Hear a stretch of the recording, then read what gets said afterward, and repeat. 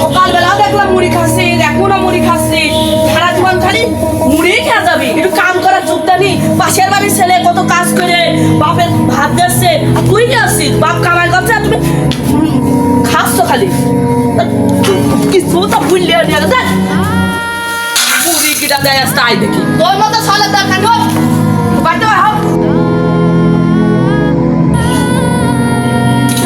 থাকবো না আর বাড়ি।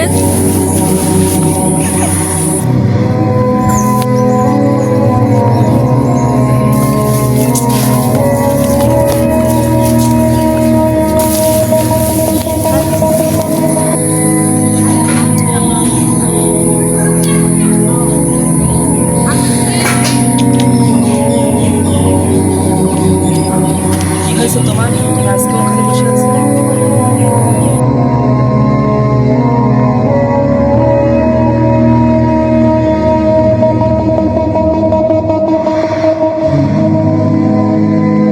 তোমার এই সমস্যার বিষয়টা আমি তোমার আপনার সাথে কথা বলবো, ঠিক আছে? এটা তো মনে হচ্ছে ওনার বাড়ি। আরে চাচা, এদিকে আসেন দেন একটু, আপনার সাথে আমার কিছু কথা আছে। বলেন। আপনার ছেলেকে দেখলাম আনন্দ করে একটা গাছের নিচে বসে আছে, আর হেলাল তো খুব এখনো ছোট, ওকে এরকম খাবারের ফোঁটা দেন আর ওকে গালিগালাজ করেন,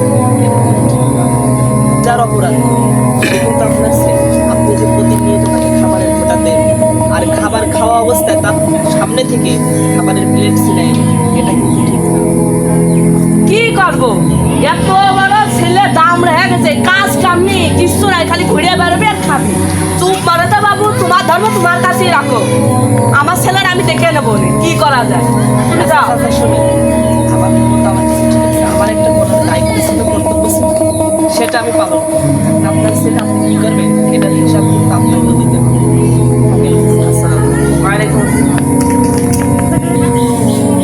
আইসে টাকা জ্ঞান দিতে আইসে, নিজের গানে বাঁচি না আবার মানুষ জ্ঞান দিতে আছে। হ্যাঁ, নিজের কাম নিজেই করি।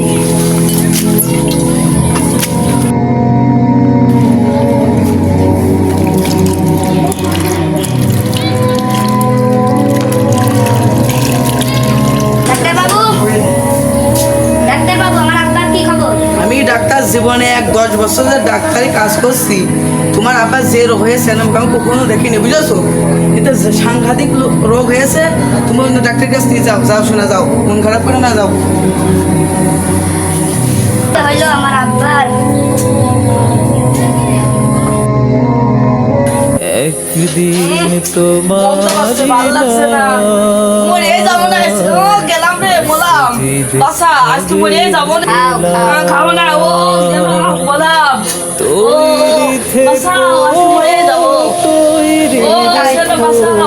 ভাল লাগছে না।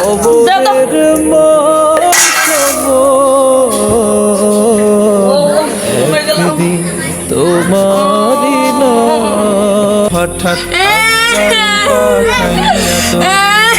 নিতে পারে তুলিয়া রসায় রহিলি রে মালিকের ভুলিয়া, ও তুই মালিকের ভুলিয়া, মালিকের ভুলিয়া, ও তুই মালিকের ভুলিয়া, তুই মালিকের ভুলিয়া।